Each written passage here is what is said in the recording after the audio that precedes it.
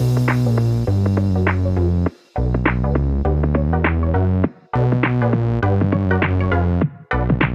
welcome everybody to another episode of Chris and Dave's Reality TV Cast. I'm one of your hosts, Chris, and my co-host and very good friend is Dave. Hey there, Chris, and hello to our listeners out there. Welcome to Chris and Dave's Reality TV Cast. We are covering Love Island All-Stars UK Season 2, Week 1, Chris. I thought I'd muster up all that enthusiasm because it's all fucking downhill from there. So where would you like to start today? Well, we did say, we have recorded The Traitors earlier today, and you did say, which I think is correct, there is a drinking game. How many times we're going to say the word bellends? So I think by the end of this podcast, we'll be absolutely smashed. So Dave, I swear to God, obviously we're doing The Traitors, completely different show. Love Island comes on, and I'm like, have I got the energy for this shit? You know, like, I know it's what we love, but it's just like, really, yeah, that I love. Kind of muster myself up to go through it with these idiots. And as soon as I saw Olivia, and Olivia's there, it's great. I'm just like, oh, here we go.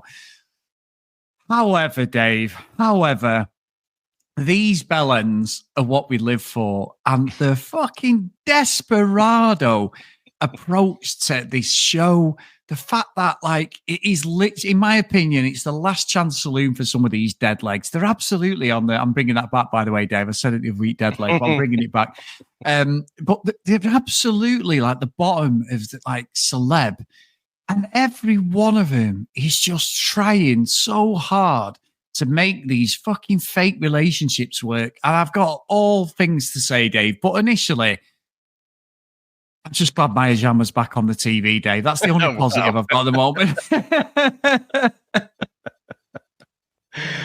I don't know what to say to that. But in terms of overall first impressions, I mean, I think Winter Love Island a couple of years ago really killed me off, but it almost killed the bloody franchise off, didn't it? The one that Olivia was on, and it was just so bad, and it was just such a slog. And I don't know if I've recovered from being broken in that season, to be honest. So it's coming round again, and you know, we say it every time, don't we? We cannot run multiple seasons because it's tricky to, you know, watch, record, edit, all that sort of stuff, and so no, but you just can't choose it sometimes. You know, we don't want to get to the end of next week and Traitors and having missed the boat. So, you know, this started up, but I've tried to stay away from most of the spoilers. I don't look at the chat before or anything. You know, I'm trying to be myopically focused on not looking at this. I did see that Olivia was going to be in there. I saw that Ronnie and Luca were going to be in there. I'm like, oh, fucking hell, you really got nothing else in your life other than to pretend that you're after a relationship on these shows. But yeah, apparently not. So I kind of, it feels to me like if you've been in the earlier seasons, then okay, maybe you can be considered an all-star. But Chris, honestly, after these, I don't even fucking remember and watch the seasons. You know, that is it Elma? What's her name? I think it is Elma, isn't it? I'm like, Elma, yeah. Apparently she came in with Moira, but I don't fucking remember her at all. But apparently she was there. Obviously not that memorable.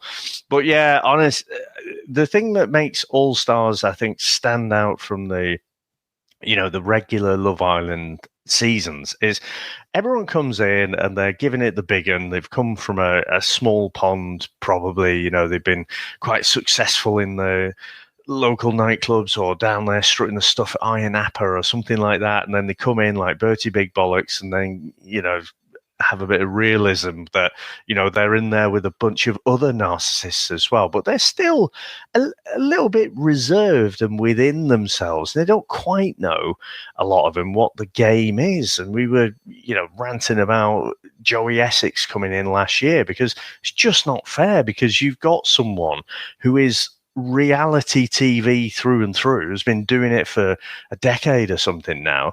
And then you got people who are just experiencing this for the first time. So it's not a fair game. It's not a fair setup. Whereas with this one, everyone's coming across like they are so thirsty. You know, they literally, can you imagine if you were just, I don't know, away on holiday or something, and then everyone's behaving like this? It'd just be a bit mad, wouldn't it? But yeah, they are all desperate, aren't they, to squeeze the pips out of this Love Island franchise. And honestly, I think it makes it quite entertaining, to be honest. It is definitely a partial. God, I don't like anyone on there. Literally, I don't think anyone I think I like. But the interactions between all these narcissists who are desperate for the fame, it is quite entertaining, if I'm honest. That's exactly how I feel. It's like they know the game, like you said, they know the game. They've been here before. I think what it is with them is it's so, we've said it before, it's so incestuous, Love Island, because everyone has been out with someone within there, haven't they? They've done things that they all mix in the same circle. They're all at the events. And you know, I think Ian Sterling's been pretty poor. However, there was a line where he said, oh, I don't know what the next premiere of Timothy, what's he called? Shamalat, whatever he's called, his movie premiere is going to be, because there wasn't anybody there because they're all in Love Island, because that's where you see them, don't you, movie premieres. But yeah. I find it really sad and also weird, because it feels that like all these people haven't grown up. Now, I've got a problem with the age group, because Marcel is only 6 years younger than me. And you've got Scott Thomas, who, again, 36, so I've got 10 years on him. It's like, fuck, I mean, and Indy's 34, but like them two especially. So sorry, time out. So what we're saying is, when us, the grumpy old middle-aged blokes, when we started the Love Island cast, you were the same age as Marcel now. Yeah, exactly. So he's going to start a podcast soon. You know what I mean? It's like, I have a problem, because then you've got Scott Thomas. Now, I know he's a Manchester lad. Sam listens to the podcast with him and his brothers. They're a showbiz family. The dad was a singer. They've all been brought up acting, even though he does all like nightclub, and apparently he's a motivational speaker.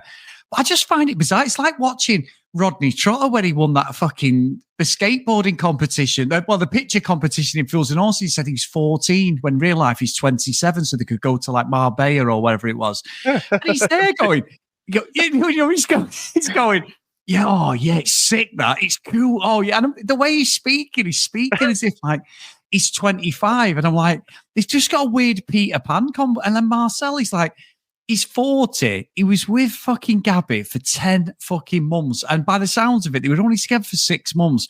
And they're both playing up to the camera, talking as if like they were together for years. Like Gabby's the person who he's just divorcing and got a kid with. They were together for fuck all. Marcel cheated on her. The end. But the way they came in, I was like, oh, these two have already prepped each other up here, because he was talking like he was smitten. And then obviously she's like, oh, I don't want to be an ex. And I'm like, oh, this is just fucking weird. Like, really, I found it really bizarre watching like the interactions of the older ones. The younger ones are all bellends as well, but I just don't know. This just like Scott Thomas thinks he's Peter Pan, I think, Dave, and he's like trying to talk like he's a motivational speaker. And then as soon as that Tina came in, he just turned into like Scott Thomas when he was 20 odd, or however old he was, 25 when he was in here last. It's fucking weird. They're all just fucking weird for me. Even though I love watching it, I just find the whole interaction and the bullshit, like, oh God, if you kissed her, it's like, he's 36 years old. Marcel's 40. Woo, yay. It's like, fucking hell, imagine going kissing your missus or something. And I was like, whoa, it's great. It's like, fuck off. Yeah, I completely agree. I think that does throw you a bit, doesn't it? Because you can be a bit forgiving sometimes with the people, you know, they're being a bit childish, but they're young, you know, you go and make mistakes, go and be a bit silly.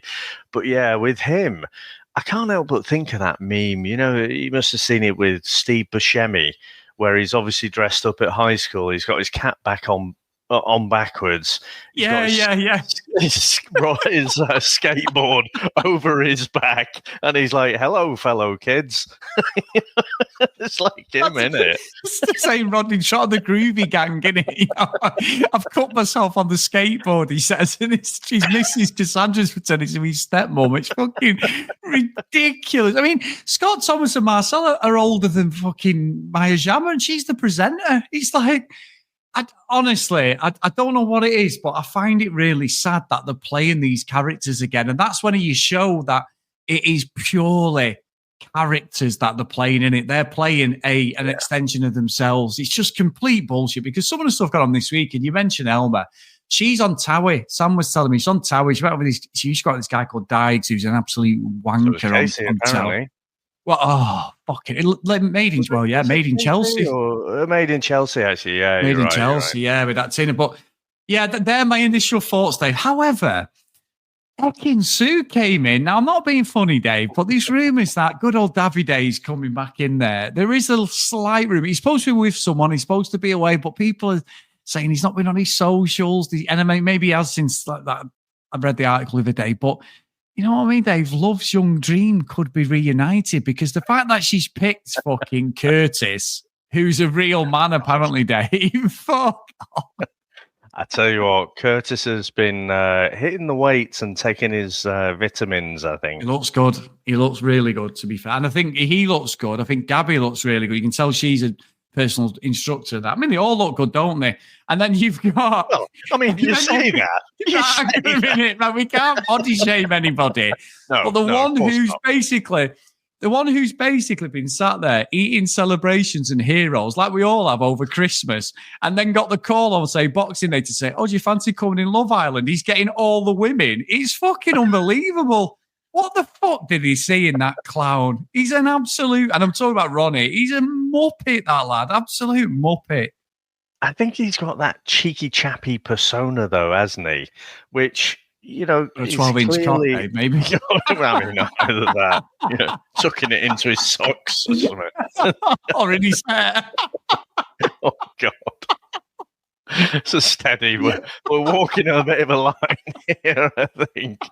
But he is. I think it was Paddy Power or something like that a few years ago. They did a "What if someone normal walked into Love Island?" And then, they just had this bloke with the big beer bellies just walks out and says, oh, is there a fry up here or anything? I can't, he was just a normal bloke plucked out of a pub or something and plonked into this bizarre world of Love Island. And that just seems to be Ronnie. But I mean, I feel like I've bumped into him and met him in Tenerife trying to flog me a timeshare or something. He's coming in for a meal or something. Yeah. Or to get free drinks to go and go into a particular bar or something. It comes across like, yeah. I give it to Broken Brains to if you go into here. He just seems like a holiday rep or something like that. But there's clearly something the girls like about him, but I just don't see it. I don't think he's trustworthy in any way at all. And I can see why people might find that confidence. People say he's funny. I've not seen him say one funny thing. I've seen him say things and laugh, which is a substitute or a proxy for being funny. But I don't know. I don't get it. You've seen the character that he was. I think he was pretty much the same before, but he's just turning it up a bit here. And the whole thing with, him and it's Elmer and was it? It wasn't Gabby, was it? It was Kaz. Yeah. I mean, and he comes out of it smelling like roses, and I'm like, fucking hell, he's got a spell on everyone here somehow. I agree. What's really bizarre is like Kaz and Elmer are supposed to be these really good friends, right? So if you do that to your friend, you're not a friend, are you? Let's be honest, you're not a friend when you do that to somebody you're supposed to care about and everything. But you know that it's bollocks because they're on fucking Love Island. So obviously, what makes me laugh is, and I did laugh at Elmer because she did say to Kaz when it kicked off, she went, "Fuck mate, we're arguing over Ronnie fucking Vint." he makes my skin crawl. And then Ronnie picked could be worse. Could be Ronnie Pickering. Legend. You know who I am? I'm Ronnie Pickering. Who? Ronnie Pickering. I fucking love that. I fucking love that, Ronnie Pickering. What legend It's he is. so good. I might have to watch it actually after we finish. I fucking love that, Ronnie Pickering. Oh, but who? But honestly, it's weird because he's you know it's going to go on. It feels producer led, doesn't it? Because like he snogs Alma, tells her like, you know, there's nothing, and then she encourages Kaz, you know, him to go and speak to Kaz. They go on, and then Ronnie just puts, as he says, he just put it on her, Dave, like they do. They always say that, don't they? They put it on. It's so disrespectful to the women, but he put it on her like the. And then they get this like fake argument. But you know what we did like, Dave? I've got to be honest. I know I was saying about like Scott and everything, but I loved Scott and Curtis fucking shit stirring, Scott especially. So when I was watching it, I was doing a bit of decorating that episode, and then I stopped. And Scott's going, "Oh, that's terrible. What's up? He's gone up there with her, you know." And I was like, "What? Hey, what? He's in the secret garden." I must admit, I was sick to. Well. Yeah, I can sue as well. I was sick to fucking death of Ian Sterling saying the fucking secret garden, Dave. Them jokes were terrible. He was well off for me on some of the jokes again, but he did throw a couple of good one-liners in there, Ian, as well. But they were just shit stirring it. And then I was like, I'm fine. But if I find out they've kissed, and then they did, and then like, well, and she forgiven her so much, didn't she? I was like, this isn't real. But the whole house then, Ekin-Su's fucking, well, she says she's 30, which is fucking bullshit. But Ekin-Su's going, fucking bollocks, fucking 30 in my arse. But Ekin-Su's there, like we're in school. Oh, it's terrible. Well, don't you let him see you upset. And she was looking for the camera at every point. And the reason I say that, Dave, is because when she was in there, Ekin-Su, that other lad wanted to get with Paige, didn't he? I can't remember his bloody name. And he wanted to get with Paige, who's the Welsh girl. The tall, and he got tall Scottish guy. Yeah, do you remember him? The Scottish guy, good-looking lad. And he didn't want anything to do with Ekin-Su, but the producers made him get with Ekin-Su, and he didn't want to. And then he went to the front door where the producers tell him what to do, and he fucked him off and was like, "No, I've had enough." He's the one who she kissed on the balcony thing. But then next minute, Ekin-Su went, and she just come back and just started, because she's an actress. And I feel with Ekin-Su, like, considering she said she would never go back, Dave, to Love Island, well, here she is. Cha-ching. It's like, yeah, exactly. Yeah, cha-ching. I don't know. I mean, I'm loving watching it. I'm loving talking about it, but I feel for a lot of them, because I feel as if like with Scott Thomas and that, it's like they're playing these parts, and I'm like, but you're middle-aged now. Technically, you're middle-aged, and you're just like, you know, you're acting like you've never had a girlfriend before. And I don't know. I mean, some of the conversations were good, and I saw it in the Facebook chat. Some of the conversations were a bit more grown up, but it's fucking Love Island as well. I'm like, I'm not taking any of this serious. Even, you know, who's come out of it the most sensible one this week, Dave, and I cannot believe I'm going to say this. Luca Bish, who fucks fish. I couldn't believe it. He's actually been okay this week. I couldn't believe it. I was like, oh no. I think he's got quite self-conscious, though, hasn't he? I don't think he's necessarily grown up at all. I think he's just more. You even see it on one of the nights. He was saying he's thinking about the outside and stuff. And I think the thing, and I have been enjoying this last week. However, the thing is, when we come into these series, and we do laugh about, you know, wanting the social media career, but the problem is these guys have already had it. And so I still want to cling on to that idea that someone's actually trying to find someone in there. That's the whole premise of the show. So I'm okay to suspend disbelief to a certain degree. But then for this lot, it's like one of the things that really shatters all of that is the fact that having these conversations about interactions they've had on the outside and stuff. You know, I mean, Casey, I think he's probably been with everyone, hasn't he? Oh, you know what? He can't wait to tell everyone about it. But they all know these interactions. They're talking about, you know, who knows who, and who was it who was in Olivia's DMs? So there was I think it was Ronnie, wasn't it? Like, oh yeah, it was Ronnie. Right off the bat, you know, and there's this bit of coyness that's going on there. So they'll be doing the fucking same sign-ins of a opening something, a letter, as you said in the past. So the fact that they've got all these lives and they all mingle and interact at the same parties and everything, it just makes it a nonsense, because then it really feels like you're having the wool pulled over your eyes, that these conversations are genuine. It's like, oh, right, you've known each other, but you've just decided now to have this conversation on camera. I think it just, it doesn't allow me to suspend disbelief. So I think my headspace is more into, okay, what are people's game plan? So let's kick into touch the idea that they're actually in there to meet someone at all, and just what is their game plan to actually try and win this show? Yeah, I think maybe the Curtis Ekin-Su are the favourites at the moment, Dave. I do. I think she's still got a lot of popularity out there. Curtis has come in with the same game plan that he had in Series 5, hasn't he? Couple up early, be the mum and dad, make everyone coffee. So, I don't know. If you couple up too early and there's no drama at all, then I don't know. People find you boring. They don't want to vote for you. But whereas Ronnie, Elmer, and Kaz, they've had a bit of a bit of conflict there. They've had some arguments. Oh, but now they're on the other side, aren't they? So people are like, oh yeah, maybe they'll come through the adversity and all that. So I think that's their tactic.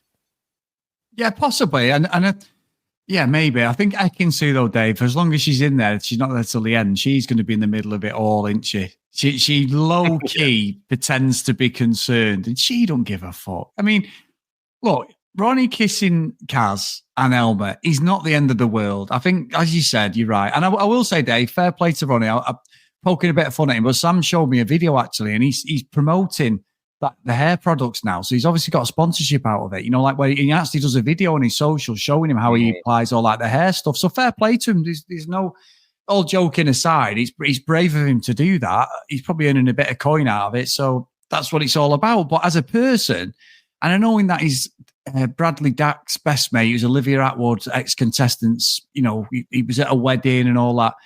That was the reason he was in Love Island. I think it's bizarre. There's rumours that Harriet's coming in from the last series, Dave. Obviously, she was with, wasn't she? And it's like, and she was a wild card. But I think, like I'm saying about Ronnie, and he was just, didn't give a fuck. He was just taking the piss, wasn't he? But I honestly think the worst person this week is Casey.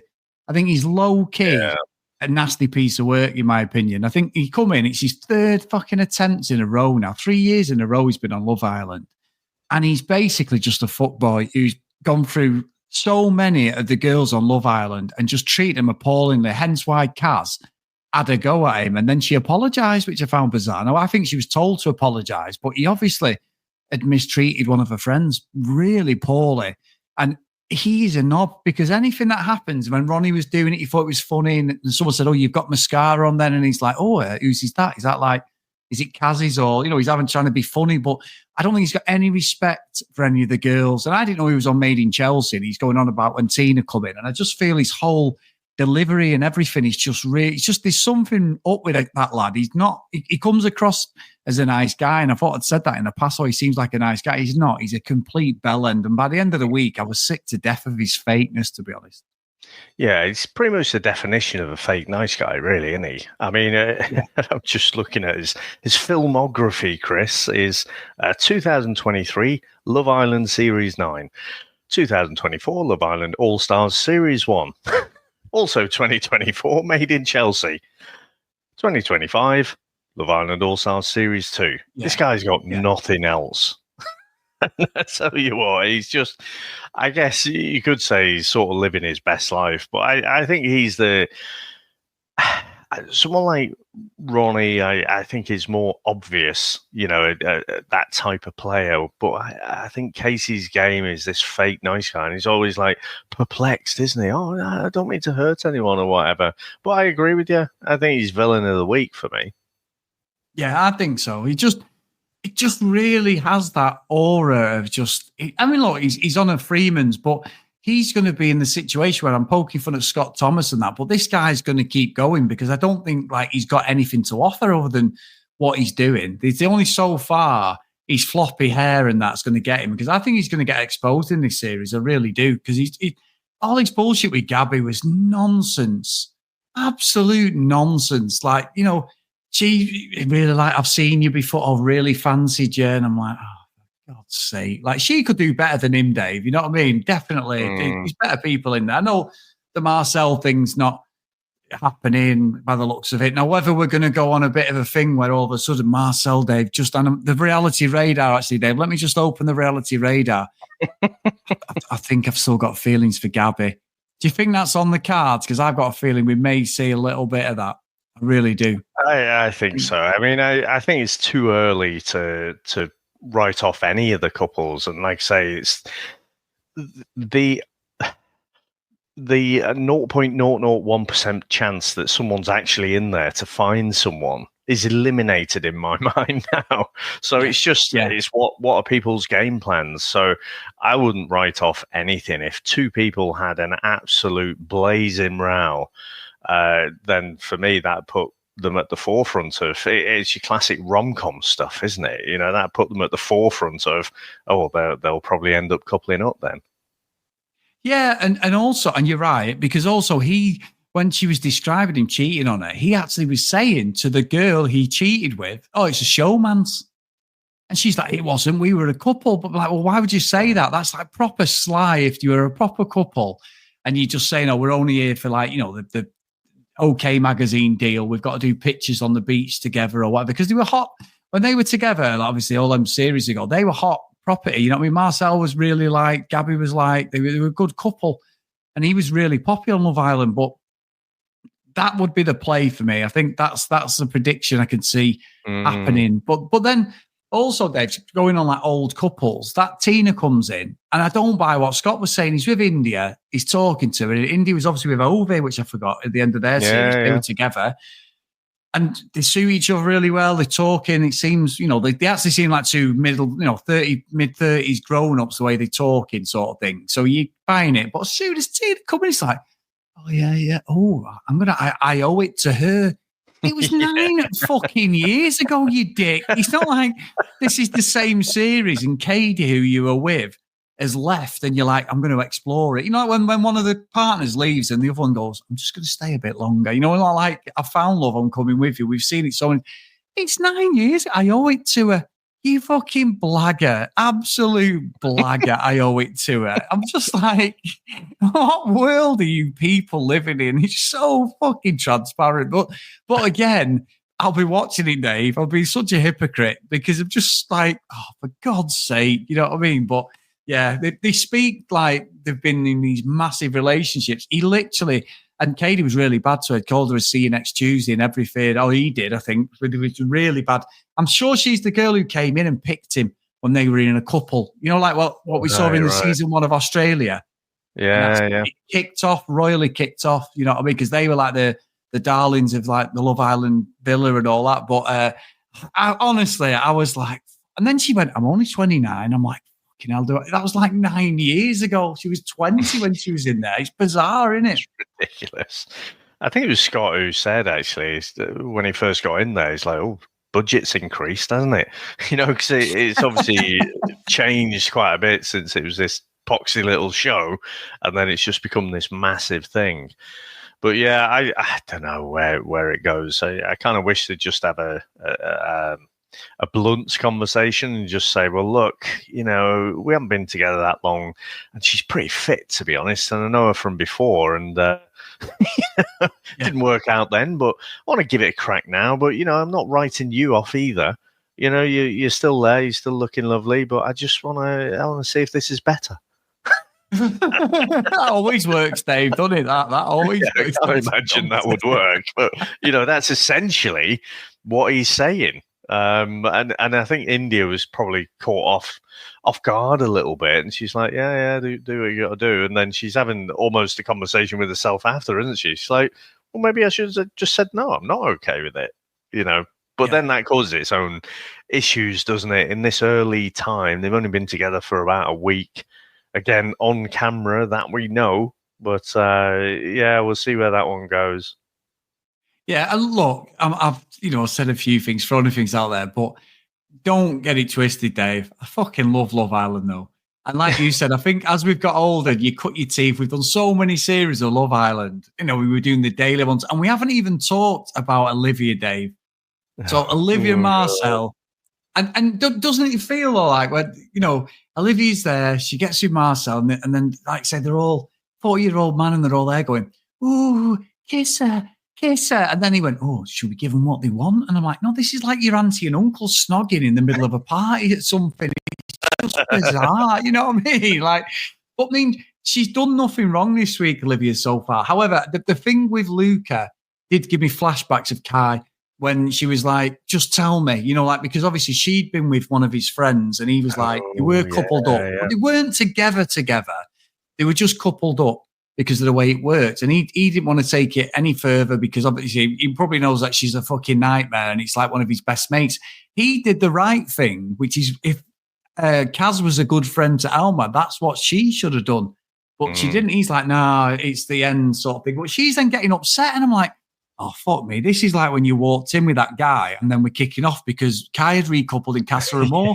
It was like the hypocrisy. Oh, it's really so I only brought him in because I knew you were going to recouple. Are you sure about that? Are you sure? Really? Yeah. Oh, what a great contestant. Because Sam never watched it, and she's like, "Is this Olivia you used to go on about?" Because she would still listen to our podcast, but she checked out and went, "Yeah, that's Olivia. What a great relationship, Kai. We're one of the power. I don't want any drama." Of course you don't, Olivia. Of course you don't. But she's not been that bad this week, so I'm going to go lightly on her. But I have enjoyed it. I thoroughly enjoyed it. You know, there is nothing like Love Island, and because they've cut the teeth. Exactly what you said. As I said a minute ago, it's the desperation that I'm here for, because I fucking love the fact that they are willing to do anything to stay in this villain and be relevant. Honestly, anything. It doesn't matter what people do. They are carrying it on, and I'm here for it. I love it.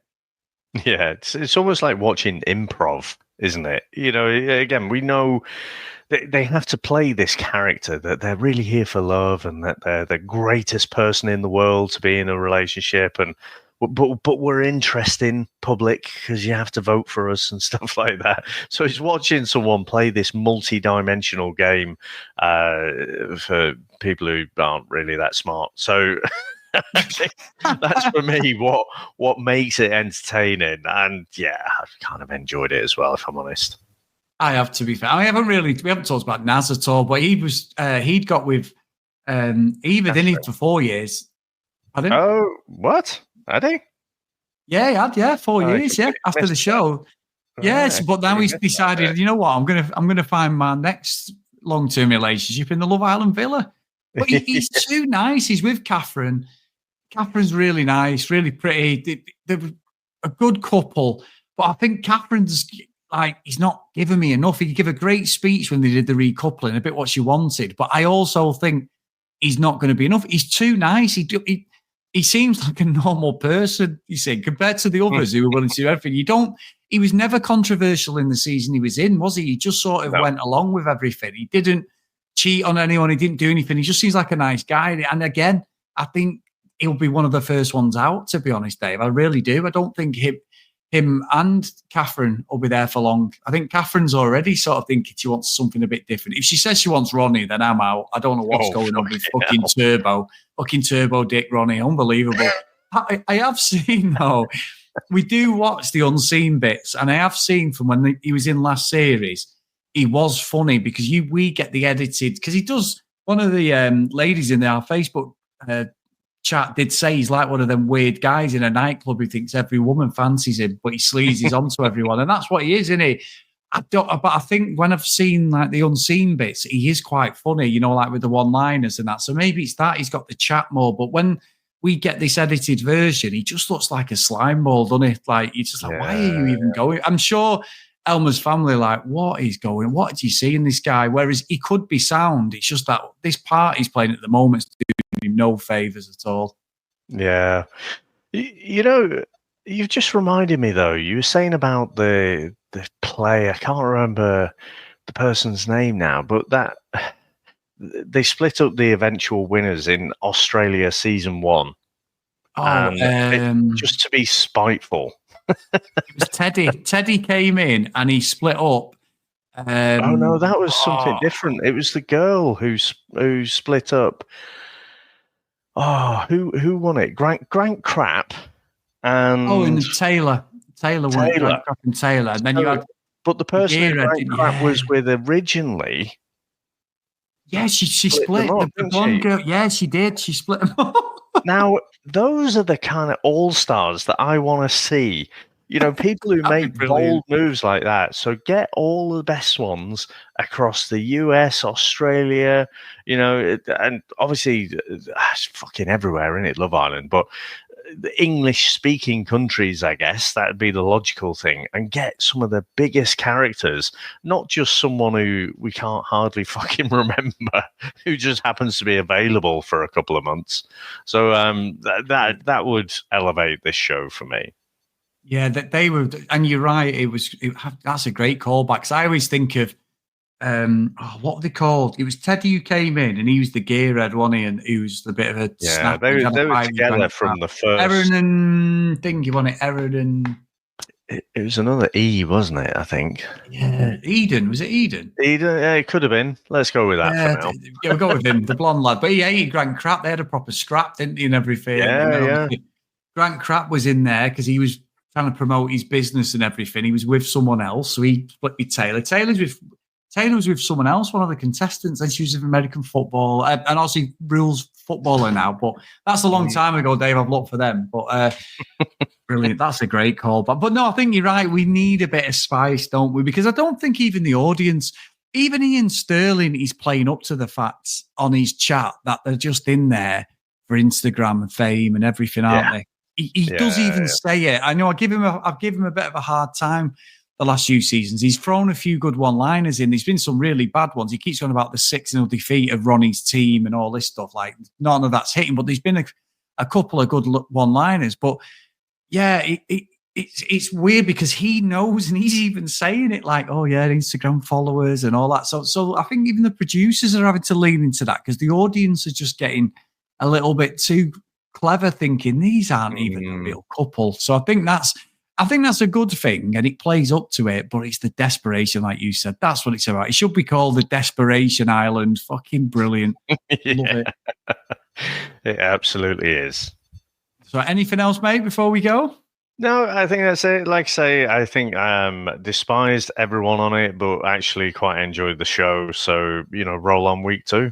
Yeah, see you next week. I love it. I do. Like I say, I've been shitting on some of them, and I've been down to speak to you. This morning we did the traitors. Had so much fun, but just doing this feels like we're back, Dave. We're back. And me and you were just texting each other going, they're bellends. They are. Have you seen? And it's ridiculous. And when we take a step back, I'm like, why are we even bothered? I'm 46 years old, bothered about these people. Saying that though, Dave, there's still a chance for one of us to be a contestant the way it's going at the moment. It seems to be, doesn't it? But I'm waiting for someone to come from season 1 or something. Who's the oldest person they've got from that? But, let's see. We're in a fucking pension. We're in. Yeah. That's the one. But anyway, big thank you to everyone. I hope you're enjoying it, guys. I'd love to know what you think, with some of the contestants. Do you agree or disagree? I just love the interaction and that it brings Love Island because it's just so silly. So thank you so much. If you want to email us, cdrealitycast@gmail.com. If you want to follow us on social media @cdrealitycast, please go over to Facebook, Chris and Dave's Reality TV Cast. And if you really are wanting to talk about Love Island, come and join us over there. Get into your messenger, and then you can, once you're in the group, you can be added to like all the Love Island UK, maths, traitors, everything. There's all chats going on there, and it's a really good laugh in there as well. So everyone's just like talking about different contestants and how they see the show. So it is really good fun. It's a good extension of the podcast as well because it's a really nice community we've got over there now. So big thank you again to Charlene. Appreciate you moderating that for me and Dave. If you don't support us, please get over to patreon.com/CD Realitycast. So the roll call of honour, and the first one for Love Island is Anna Tilly, Marcy, Stacey, Sinead, Catherine Sims, Andrea, Nick, Danielle, Kim, Amanda, Larissa, Helen, Nicola, Gillian, Keith, Helen, Chloe, Joanna, Libby, Susan, Lauren, Lucky Rudy Green, and Kent Gustavson. So thank you so much, guys. Amazing stuff. I hope you're enjoying Love Island because it is an absolute shit show, and that's how it should be. And like I say, roll on next week. But thank you very much, sir. Always good to chat shit with you. Thanks to all our listeners. Thanks to all our supporters, and we'll speak to you next time. Bye.